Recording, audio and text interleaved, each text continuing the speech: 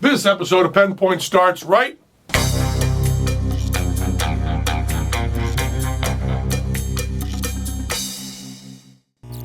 This Penn Point is brought to you by GoDaddy. This is a really difficult Penn Point to do. As a matter of fact, I'm going to put down the flip camera that I have because holding it out like this is too gaggy for this. So I'm just going to put this down here. My favorite, I don't like to qualify this, but I will a little bit. My favorite living author is Nicholson Baker. And that includes Christopher Hitchens, who I love, and all the other writers. I don't like having to rate, and I probably shouldn't, but certainly one of the most moving authors and one of the most inspirational authors is Nicholson Baker. And I read his book, The Mezzanine, and if you haven't read The Mezzanine by Nicholson Baker, I can't recommend it highly enough. It's a fabulous book, and it just describes a man's thoughts from, I'm not sure exactly this, but I think when he walks in the front of his office building door until he gets on the escalator, maybe still the top of the escalator. I haven't read it in a long time, and I should read it again. It's a wonderful book. It's every thought in his head, and some of the thoughts he hits, like that every time he sees a bottle of vitamin C, he thinks of the Grateful Dead line, "Living on Reds, vitamin C, and cocaine." Every time I see a bottle, I don't like the Grateful Dead. I think they suck.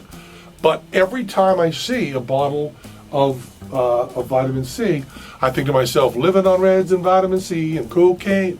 I'm not afraid to sing the Grateful Dead because, it's not like, singing something by Kurt Elling, where if you're going to sing, you're going to sound like a dipshit or Sinatra or something. The Dead, you can pretty much just hum it and you sound okay. At least to me. I know the Deadheads understand stuff that I don't, and probably because of drugs. But The Mezzanine's an amazing book. And Room Temperature is an amazing book, and You and I is an amazing book. Everything Nicholson Baker has written, I have read. Maybe I've missed some of the short stories, but I read his collection of them, and short articles for the New Yorker and stuff. I think I've read pretty much everything that's easily available of Nicholson Baker. And I write him emails now and again, and we had lunch once, which I'm very honored by. And for some reason, I read them out of order. So The Anthologist is his newest, and is amazing and beautiful and perfect, and got me started wanting to study poetry a little bit. So I'm now reading Stephen Fry's The Ode Less Traveled, and doing all the exercise, everything Stephen Fry says, to learn a little bit about poetry. Stephen Fry, also one of the great writers and one of the great people. I love Stephen Fry.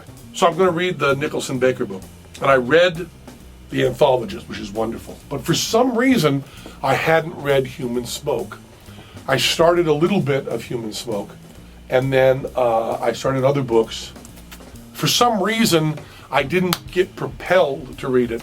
I read The Anthologist, I read like another 10 or 15 books, then came back to reading Human Smoke, which is Nicholson Baker's description of World War II up until the end of 1941, so after Pearl Harbor. And I was very, very poorly educated, extremely poorly educated. I finished high school on a plea bargain, which I'll tell you all about some other time. So I thought I'd learn about World War II, because, my school didn't teach about that. Didn't seem important in Greenfield, Massachusetts. GHS. 3 cheers for GHS. Our high school is the best. Scholarship and loyalty stand for victory. Rah, rah, rah. We stand for honor, too. It's an afterthought. In the school song, honor is an afterthought. We stand for honor, too. So they didn't teach us anything about World War II. So I thought I'll learn about World War II from Nicholson Baker. And the way this book is written, and I don't want to, you just got to read it. It ripped me to pieces. I was reading it. I stayed up all night to finish reading it. And I was crying, and I was trembling.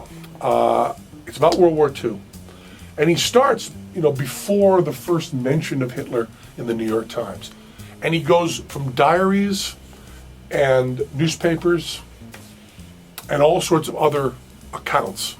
But there's not much Nicholson Baker in. I mean, there's no narrator.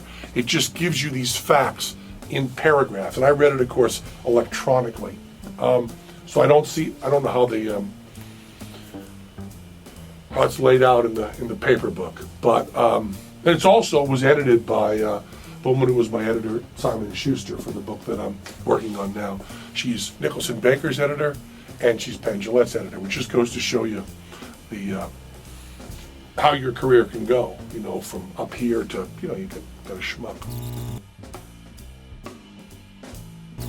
Let me tell you about GoDaddy. Web hosting from GoDaddy.com includes 99.9% uptime, 24/7 support, and free access to Hosting Connection, the place to install over 30 free applications, sure to help you get the most from your hosting plan and website. It seems like you should host on GoDaddy because they've also got the coolest name. And check out revision3.com, GoDaddy, for a list of all the amazing GoDaddy deals from Revision 3. And there's a lot of cool deals, and you got to host your website somewhere. It might as well be on GoDaddy because they support Penn Point, right?